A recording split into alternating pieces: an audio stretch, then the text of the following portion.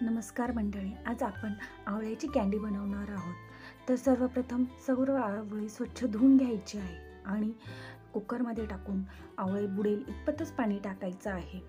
कुकरचं झाकण लावून कुकरला मोठा आवळा असल्यावर 3 शिट्ट्या आणि छोटा आवळा असल्यावर 2 शिट्ट्या करून घ्यायच्या आहे। कुकर थंड झाल्यावर आवळा चेक करून बघायचा आहे, बघा कसा अलगद होतो आणि थंड झालेले आवळे हातानेच त्याच्या पाकळ्या मोकळ्या होतात, त्या मोकळ्या करून त्याच्यातले बी काढून सर्व आवळे सुटसुटीत मोकळे करून घ्यायचे।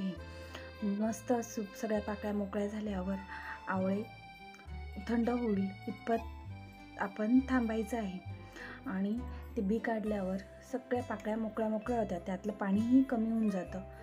आणि हे बघा, माझ्या सगळ्या आवळ्याच्या कापा मोकळ्या झालेल्या आहेत। आता आवळ्याच्या कळ्या एका पातेल्यात घ्यायच्या आहे आणि 1 किलो आवळ्यासाठी अर्धा किलो साखर मी वापरत आहे। हे आवळे बुडेल इतपत साखर टाकून ते व्यवस्थित अलगद हाताने चमच्याने मिक्स करायचं आहे, कारण त्या कापात तुटू नये म्हणून।